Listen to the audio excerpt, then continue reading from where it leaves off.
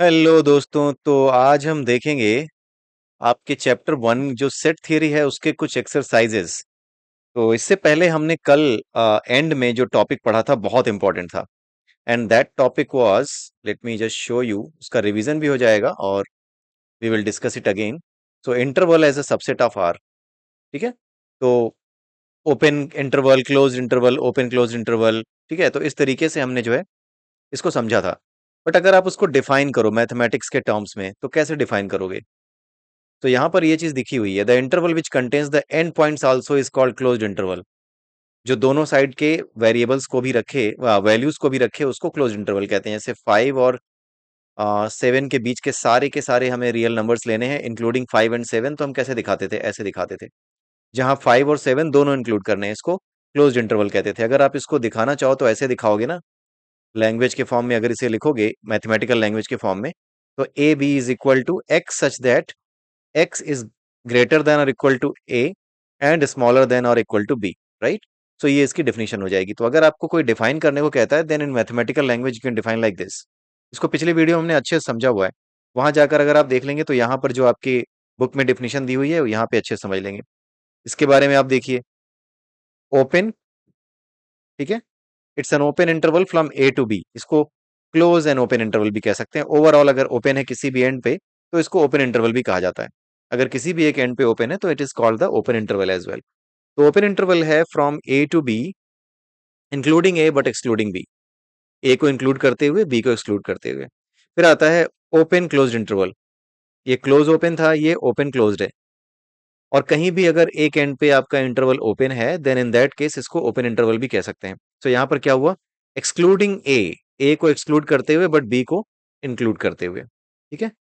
तो इस तरीके से आप जो है इसको डिफाइन कर सकते हो कि अगर आपको चारों नोटेशंस दिखाने हो कि कैसे दिखाए जाएंगे ओपन और क्लोज इंटरवल के, और उसको डिफाइन करना हो, तो you should be able to define it. बड़े इजीली आप डिफाइन कर पाओगे। एक्स बीच में डाल दिया, ए और बी किनारे कर दिए, इंक्लूड करना है तो उसी हिसाब से आपने सिंबल लगा दिया, इक्वल टू का सिंबल लगा दिया, great smaller than equal to का, राइट। और अगर एक्सक्लूड करना है तो केवल स्मॉलर देन का सिंबल लगा दिया। तो इस तरीके से ये चलता है। और यहाँ पर आप रियल नंबर लाइन पे अगर आपको दिखाना हो दोनों नंबर्स को, अगर हमें दोनों नंबर्स के बीच का रियल नंबर चाहिए, सारे रियल नंबर्स चाहिए, बट ए और बी को इंक्लूड नहीं करना है, देन ए और बी को आप कैसे दिखाओगे? ऐसे सर्किल के फॉर्म में दिखाओगे, जो सॉलिड सर्किल नहीं है। ठीक है। तो ये क्या हो गया? ए और बी को छोड़ करके ए और बी के बीच में जितने भी रियल नंबर्स हैं उन सबको इंक्लूड करना है। यहाँ पर क्या हो जाएगा? ए और बी दोनों को इंक्लूड करना है। तो जब जहां पे इंक्लूड करने की बात आती है, देन आप ये सॉलिड वाला सर्कल यूज करोगे, field circle, solid circle use करोगे। जब आती है बात ए एंड बी की, जैसे ये एक तरफ क्लोज्ड है और दूसरी तरफ ओपन है, तो जिस तरफ क्लोज्ड है उस तरफ आप सॉलिड सर्किल और दूसरे एंड पर आप ओपन सर्किल बनाओगे, हॉलो सर्किल बना दोगे। उसी तरीके से ये है। सो आई होप आप इसको समझ गए होगे, क्योंकि ये इंपॉर्टेंट टॉपिक है और इस पे क्वेश्चंस अक्सर आते हैं कि कैसे आप किसी रियल नंबर लाइन पे इस इंटरवल को शो करोगे। ठीक है। यहाँ पर आप देख सकते हैं, for example set this this ने एग्जाम्पल भी दे दिया है और इसको बता भी दिया है। तो ऐसे ही कुछ एग्जाम्पल्स जो है यहाँ पर दिए हुए हैं, आप उसको समझ सकते हैं। उसके बाद एक चीज और आती है, length of the interval. A B कोई भी इंटरवल हो, अगर उसकी लेंथ फाइंड आउट करने को कही जाए, then you will find out B minus A. इसको याद रखिएगा कि कई बार ये क्वेश्चन भी पूछा जाता है कि हमारे पास इंटरवल दिए हुए हैं और इस इंटरवल की लेंथ फाइंड आउट करो। जैसे कि एक इंटरवल है 5 to 9, इसकी लेंथ बताओ। तो लेंथ इसकी कितनी होगी? 9 - 5 is equal to 4। 4 will be the length. ऐसे करके हम इसका लेंथ पता कर सकते हैं। ठीक है। इसके आगे एक टॉपिक और है, जिसका जो है एक्सरसाइज से पहले जो दिया हुआ है, दैट इज यूनिवर्सल सेट। कल हमने इसके बारे में थोड़ी सी बात भी की थी। यूनिवर्सल सेट क्या है? बहुत ही सिंपल सी चीज है। दुनिया में जितने भी सेट्स हो सकते हैं अलग अलग, उन सब की चीजों को इमेजिन करो कि सारे के सारे सेट्स में जितनी भी चीजें हो सकती हैं उन सबको उठा करके एक बड़े सेट में आपने डाल दिया है। कुत्ता, बिल्ली, गाय, भैंस, बकरी, रियल नंबर, इंटीजर, जो है सो कुछ उसमें डाल दिया है। तो ऐसा एक इमेजिनरी सेट है जिसमें सब कुछ है। रियल नंबर, कुत्ते, बिल्ली, गाय, भैंस, बकरी, दो पैरों वाले, चार पैरों वाले, ठीक है, सारे के सारे जानवर उसके भीतर हैं। सारे नंबर्स उसके भीतर हैं, इंटीजर्स उसके भीतर हैं, रियल नंबर्स उसके भीतर हैं। सब कुछ, anything you can imagine in this universe, everything is there in there. ठीक है, तो इस तरह का कोई भी सेट जिसमें हर चीज उसके भीतर है, that is known as universal set. और इसको रिप्रेजेंट किससे करते हैं? यू से, कैपिटल यू से उसको रिप्रेजेंट करते हैं। ठीक है, फॉर एग्जाम्पल, एग्जाम्पल भी दिया हुआ है, आपसे डिफाइन करने को कहा जाए, आप डिफाइन कर लोगे, आप इसको पढ़ लीजिएगा। देर इज नथिंग लाइक, ये सेट थियरी का जो चैप्टर है ना, this is very easy chapter. ठीक है, for example, for the sets of all integers, the universal set can be the set of rational numbers, और for that matter the set R of real numbers. For example, in human population studies the universal set consists of all the people in the world. So universal set केवल और केवल उस तरीके से आप मत सोचिएगा। अगर आप किसी कॉन्टेक्स्ट में बात कर रहे हो तो उस कॉन्टेक्स्ट में भी आप बात कर सकते हैं। जैसे अगर आप कुछ लोगों की बात कर रहे हो, तो दुनिया के जितने भी लोग हैं उन सबका सेट क्या हो जाएगा? यूनिवर्सल सेट हो जाएगा उस कॉन्टेक्स्ट में। ठीक है, और कोई भी सेट हो, ए बी सी डी आपने लिखी हुई है, ए ई आई ओ यू आपने लिखा हुआ है, जो वॉवेल्स का सेट है। ठीक है, अगर इसको बताना है कि किसका सबसेट है ये, तो यूनिवर्सल सेट का हमेशा ये सबसेट होगा। A set of all the vowels in the English alphabet is the subset of the universal set. तो यूनिवर्सल सेट की डेफिनेशन ये तो है ही कि जितने भी सेट आप इमेजिन कर सकते हो, वो सारे सेट्स का जो कलेक्शन होगा, राइट, उन सारे सेट्स में जितने भी एलिमेंट्स हो सकते हैं, जो कुछ भी हो सकते हैं, उन सबका जो कलेक्शन होगा, that will be in a big set which is known as the universal set. ठीक है, लेकिन अगर किसी कॉन्टेक्स्ट में बात करो, जैसे यहाँ पे कॉन्टेक्स्ट क्या है? कॉन्टेक्स्ट ये है कि हमें ह्यूमन पॉपुलेशन स्टडी करनी है, हमें ह्यूमन पॉपुलेशन के बारे में पढ़ना है। तो वो किसका उसका यूनिवर्सल सेट क्या हो सकता है? उसका यूनिवर्सल सेट ये हो सकता है जो कि दुनिया के सभी लोगों को इंक्लूड करता हो, उन सभी लोगों का set, that will become the universal set.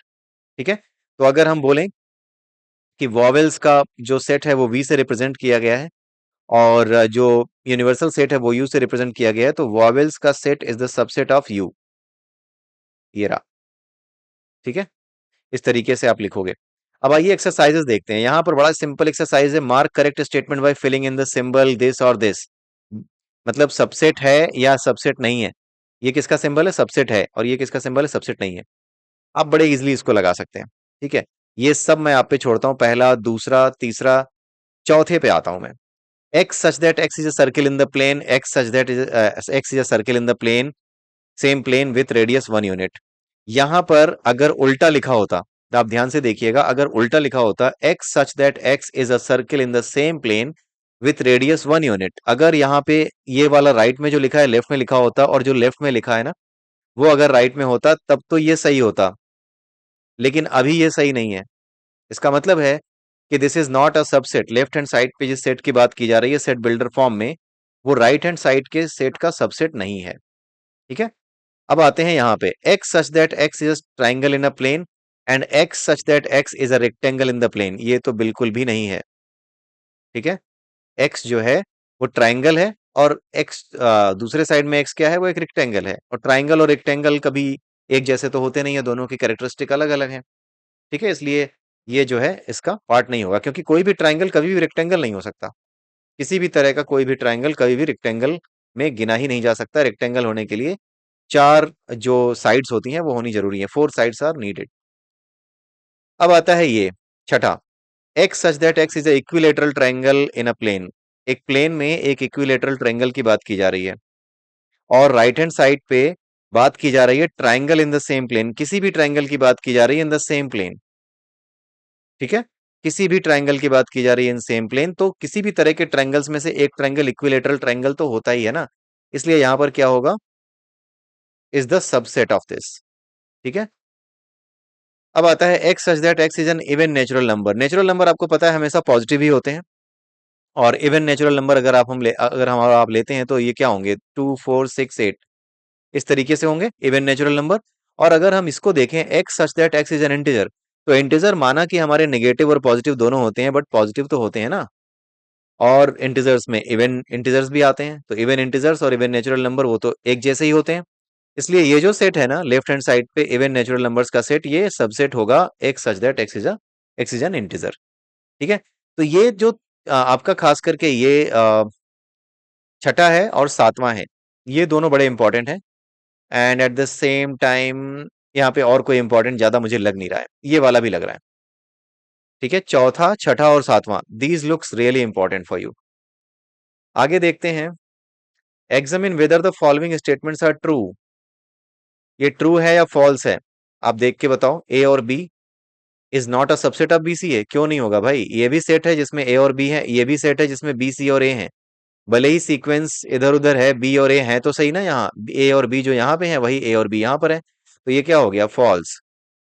A E is a subset of x such that x is a vowel in the English alphabet, बिल्कुल ये तो ट्रू है, right. 1 2 3 is a subset of 1 3 5, देखिए 1 और 3 यहाँ पर है और 1 और 3 यहाँ पर भी है, राइट। तो इसके जितने भी एलिमेंट्स हैं, अगर वो यहाँ पे सारे के सारे होते हैं, 1 2 3 जैसे लेफ्ट हैंड साइड में है ना, और 1 2 3 यहाँ पर भी होते, तब तो जाकर के ये ट्रू होता, ठीक है। यानी लेफ्ट हैंड साइड में जितने भी एलिमेंट्स हैं सेट में, अगर वो सबके सब राइट हैंड साइड में भी एग्जिस्ट करते हैं, then only it is a subset. तो इसका मतलब है कि बिना वजह ही यहाँ पे सबसेट बता दिया है, क्योंकि 1 2 3 यहाँ पर तो है लेकिन यहाँ पर नहीं है, सो इट मीन्स कि ये क्या है? फॉल्स है। यहाँ पर क्या दिया गया है? A is a subset of A B C, true है ऑब्वियसली। अच्छा ये क्या है? ये बड़ा इंपॉर्टेंट है, छोटा सा है लेकिन हाँ एक नंबर में आ सकता है। A belongs to A B C, कभी भी किसी एलिमेंट के बिलोंग्स टू, ये क्या है? बिलोंग्स टू, यानी कि ये एलिमेंट ए बी सी इस सेट में है। जब भी इस तरह की चीज कही जाती है कि A belongs to A B C, then कभी भी आप ये सिंबल यूज नहीं करोगे, एलिमेंट को हमेशा बाहर रखोगे बिल्कुल खुले में। सर पे न कोई साया न साई, ऐसे ही A belongs to A B C, ये सही होता, लेकिन ये सही नहीं है, इट मीन्स कि ये फॉल्स है, ठीक है। ये आपका आ सकता है। अच्छा छठा क्या है? X such that x is an even natural number less than 6, एक ऐसा इवन नेचुरल नंबर है जो कि 6 से छोटा है, तो क्या होगा? 2 और 4। यहां पर आता है x such that x is a natural number which divides 36, ठीक है, तो 2 भी डिवाइड करता है, 2 भी डिवाइड करता है, 3 भी डिवाइड करता है, 4 भी डिवाइड करता है, 6 भी डिवाइड करता है। तो 2 और 4 लेफ्ट हैंड साइड के हैं। भाई लेफ्ट हैंड साइड को अगर ध्यान से देखो तो कौन से एलिमेंट होंगे इसके अंदर? 2 और 4 होंगे। लेकिन राइट हैंड साइड में जब आप बात करोगे तो 2 4 2 3 4 6, उसके बाद आता है 9, उसके बाद आता है 12, उसके बाद आता है 18, उसके बाद आता है 36, ठीक है। ये सब नेचुरल नंबर हैं, और इसमें 2 और 4 यहाँ पर भी हैं, और 2 और 4 यहाँ पर भी हैं, इसलिए ये इसका क्या होगा? सबसेट होगा, विच इज ट्रू। ये इंपॉर्टेंट है, ये दोनों बड़े इंपॉर्टेंट है। जो पांचवा और छठा किया है ना, ये दोनों ही बहुत इंपॉर्टेंट है, इसको आप ध्यान से देख लीजिएगा, ठीक है। जो भी क्वेश्चंस थोड़े ट्रिकी होते हैं, जहां पर भी आपसे लापरवाही की उम्मीद की जाती है, लापरवाही तभी होती है जब आप ठीक से नहीं पढ़ते। तो यही पता करने के लिए कि कोई बच्चा ठीक से पढ़ता है या नहीं, कोई बालक ठीक से पढ़ रहा है या नहीं, अटेंटिव है या नहीं, उसी को हमें ज्यादा मार्क्स देने हैं। बाकी सब तो दूसरे भी पास हो ही जाते हैं, बट ज्यादा मार्क्स किसको मिलने चाहिए? जो अटेंटिव है, तो उसके लिए ये क्वेश्चंस होते हैं, ठीक है। एंड नहीं तो ऐसे क्वेश्चंस जरूर आते हैं कि हर लेवल का बच्चा एग्जाम पास कर सके, कभी भी ऐसे क्वेश्चन नहीं आते एग्जाम में कि हर बच्चा पास ना कर सके। अगर बहुत ही नालायक है बच्चा तभी फेल होता है, ठीक है। अब तीसरा क्वेश्चन आता है 1 2 3 4 एंड 5। अब यहाँ पे देखिए ये एक नई चीज दिख गई, ये भी बहुत अच्छी चीज है। यहाँ पे 1 2 दिया, फिर इसमें एक सेट ऐड कर दिया 3 और 4। Which of the following statements are incorrect and why? यहाँ पे पूछा गया है कि 3 and 4 is a subset of A, ठीक है। 3 and 4 is a subset of A, ये ट्रू है या फॉल्स? इनकरेक्ट है या करेक्ट? 3 4 बिलोंग्स टू ए, कौन सा सही है? 3 एंड 4 अगर इस तरह से लिखा हुआ है तो बिलोंग्स टू ए सही होगा कि ये सही होगा? ये तो सही नहीं होगा, यही सही होगा। 3 4 एक सेट बनाया जाए 3 4, तो ये सबसेट ऑफ ए होगा, ट्रू, सही है। 1 belongs to A, yes true है। 1 is a subset of A, no true नहीं है। 1 2 5 is a subset of A, true. 1 2 5 belongs to A, ना ऐसे नहीं लिखा जाता बिलोंग्स टू की चीजों को। 1 2 3 belongs is a subset of A, ना ये भी सही नहीं है, क्योंकि 3 एंड 4 एक अलग एलिमेंट है। तो यहां पर अंदर अगर इस तरीके से कुछ लिखा भी गया हो ना, तो उसे आप अलग एलिमेंट समझेंगे, ना कि सेट के अंदर सेट, ठीक है। उसके बाद आता है 5 बिलोंग्स टू ए। हमने ये चीज पढ़ी थी कि 5 हमेशा ही किसी भी सेट का सबसेट होता है, लेकिन 5 बिलोंग्स टू ए ऐसे नहीं लिखा जा सकता। 5 is a subset of A, ये होता तो ट्रू होता, ये होता तो सही होता, करेक्ट होता। लेकिन बिलोंगिंग टू के रिलेशन में 5 जो है नहीं आता। 5 तब तक नहीं आता जब तक यहाँ पे 5 एग्जिस्ट नहीं करता, या फिर ये पूरा का पूरा जो है खाली नहीं होता, ठीक है। तो ये चीज होती है। 5 is a subset of A, ये सही हो गया, ये करेक्ट है। Phi belongs to A, phi is a subset of A. ठीक है, ये भी है, ये भी सही है। ये गलत है, सॉरी ये गलत है। फाई एक एलिमेंट होता है, फाई जो है सबसेट, फाई एक सबसेट भी होता है, करेक्ट, फाई एक सबसेट भी होता है। तो ये भी सही है, सॉरी फॉर दैट, ये भी सही है क्योंकि फाई एक सबसेट भी होता है। यहाँ पर फाई को इसके अंदर डाला, एलिमेंट बना करके एक वो बना दिया, सेट बना दिया। तो ये वाला गलत है, फॉल्स है ये। क्यों फॉल्स है? क्योंकि फाई जो सबसेट होता है, फाई जो सेट होता है ना, उसको हमेशा ऐसे ही दिखाया जाता है, इसको कभी भी इसके अंदर भरने की जरूरत नहीं है। ठीक है, कभी इसके अंदर भरने की जरूरत, अगर इसके अंदर भर दिया तो ये ट्रू होगा, फाई बिलोंग्स टू ए। लेकिन ये ट्रू नहीं होगा, phi is a subset of A, ये ट्रू नहीं होगा। ये ट्रू है लेकिन ये ट्रू नहीं है, ये करेक्ट नहीं है। ठीक है, फाई जो सेट होता है ना, उसको हमेशा खाली में दिखाया जाता है। अब बात आती है, write down all the subset of the following set. आप इसका कॉम्बिनेशन तो बना ही सकते हो। ए है, कल बनाया भी था, बी है, फिर ए और बी दोनों हैं। मतलब हर सेट अपना सबसेट होता है, तो वो तो लिखोगे, ए और बी अलग लिखोगे, और एक फाइव हो गया, तो चार हो गए। यहाँ पर आप बनाओगे तो कितने सबसेट होंगे? 2 raised to the power 3 is equal to 8 subset आएंगे। अब इसको बना के देखना, एक में एक आएगा, एक में दो आएगा, एक में तीन आएगा, फिर एक में एक दो आएगा, फिर एक में एक तीन आएगा, फिर एक में दो तीन आएगा। राइट, इस तरीके से होता है, और फिर लास्ट में 1 2 3 आ जाएगा। ठीक है, और इसका सबसेट क्या होगा? फाइव का सबसेट केवल और केवल फाइव ही होगा, एम्प्टी सेट। अब ये पांचवा क्वेश्चन जो है, ये बड़ा इंटरेस्टिंग है। Write the following as intervals. इसको इंटरवल के फॉर्म में लिखना है। X such that x belongs to R -4 and x and 6। क्या होगा? पहले आप रोक करके इसको बना के देखिए, उसके बाद आके मिलाइएगा। आई होप आपने रोक करके बनाने की कोशिश की होगी। ये है -4 6, 6 को इंक्लूड कर रहा है, बट -4 को एक्सक्लूड करना है, लेकिन उसके आगे की वैल्यू सारी इंक्लूड होंगे। इसके बाद आता है -12 एंड -10 के बीच की सारी वैल्यूज लेनी है, लेकिन -12 और -10 को नहीं लेना। तो माइनस ट्वेल्व आपको पता ही है कि -10 से छोटा है, तो -12 लेफ्ट हैंड साइड पे और -10 राइट हैंड साइड पे। तो इसका ये हो गया। और दोनों तरफ ओपन ब्रैकेट क्यों? क्योंकि -12 को इंक्लूड नहीं करना, -10 को इंक्लूड नहीं करना, उसके बीच की वैल्यूज लेनी है। अगर इंक्लूड करना होता -12 को, तो हम क्या करते? यहाँ पर ये क्लोज ब्रैकेट बनाते। अब यहाँ पर हम आते हैं, इसका क्या होगा थर्ड वाले का? अगेन सेम स्ट्रेटजी आप अपनाइए, पहले रोकिए, उसके बाद आप इसको बनाइए। ठीक है, तो यहाँ पर क्या होगा? इसकी वैल्यू है, इसको कैसे लिखोगे आप? जीरो को इंक्लूड करना है ना, और 7 को एक्सक्लूड करना है। तो लेफ्ट हैंड साइड पे ये क्लोज ब्रैकेट और राइट हैंड साइड पे ओपन ब्रैकेट। ये तो बड़ा आसान है। ये तो आपका आ गया 3 इंक्लूडिंग 4 इंक्लूडिंग, दोनों को इंक्लूड करना है, क्योंकि स्मॉलर देन इक्वल टू लगा है ना। इक्वल टू का मतलब है कि 3 के बराबर भी हो सकता है, राइट। और यहाँ पर राइट हैंड साइड से पता लग रहा है कि 4 के बराबर भी हो सकता है, इसलिए 3 और 4 दोनों को इंक्लूड करना है। ठीक है, तो ये हो गया हमारा आंसर। किस तरीके से लिखा जाएगा? बहुत सिंपल इजी क्वेश्चन था। छठा question, I leave it up to you कि किस तरीके से लिखोगे। अगर ऊपर वाला क्वेश्चन समझ में आया तो नकल मार के यहीं से भी समझ सकते हो कि ये कैसे लिखने हैं। बहुत सिंपल है, खुद करिएगा। What universal set would you propose for the each of the following. इसके लिए कौन सा यूनिवर्सल सेट, इन दोनों के लिए कौन सा यूनिवर्सल सेट बनाओगे? राइट ट्रायंगल्स भी हैं, आइसोसेलेस ट्रायंगल्स भी हैं, तो यूनिवर्सल सेट क्या होगा? The set of triangles. Simple सी चीज है। ठीक है, इसको देख लीजिएगा। Given the sets A and B and C, which of the following may be considered as universal set for all the three sets A B and C. बड़ी सीधी सी चीज है, आप देख सकते हैं, ये वाला है, थर्ड वाला। 0 1 2 3 4 5 6 7 8 आगे 10 तक सब कुछ। तो जिसमें ये सारे हों और इसके अलावा भी एक आध और भी हो जाए, तो वो क्या होगा? वो यूनिवर्सल सेट हो जाएगा। तो यहाँ पे third option is the suitable one.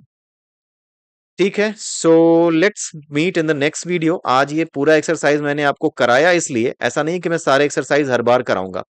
मैंने सिर्फ और सिर्फ इसलिए कराया इस एक्सरसाइज को, क्योंकि जितने भी टॉपिक्स हमने पढ़े, यूनिवर्सल सेट पढ़ा, इंटरवल्स पढ़े, इसको करने के बाद ना उसकी प्रैक्टिस अच्छी हो गई, और उसका एक तरीके से आपके मेमोरी में उसका एक तरीके से इम्प्रिंट बन जाएगा, आपको लंबे समय तक याद रहेगा। इसलिए मैंने ये एक्सरसाइज कराई। जरूरी नहीं है कि मैं आगे आकर के हर एक एक्सरसाइज को आपको कराऊंगा, right. But the thing is कि ये मैंने इसलिए कराई सो दैट जितने भी टॉपिक हमने पढ़े हैं वो सारे के सारे क्लैरिफाई हो जाएं। ठीक है, बहुत ही सिंपल क्वेश्चंस थे ये। आप आरडी शर्मा भी जरूर उठाइएगा और वहां जाकर के भी आप इन सवालों को, इन क्वेश्चंस को करने की कोशिश कीजिएगा। ठीक है, इसी के साथ ये वीडियो मैं यहीं समाप्त करता हूँ। अगले वीडियो में आप सबसे फिर मिलूंगा, तब तक के लिए have a nice day and bye bye. और अगले वीडियो में हम देखेंगे वेन डायग्राम्स और ऑपरेशंस ऑन सेट्स। तो अगले वीडियो तक के लिए वेट कीजिए। Have a nice day and bye bye.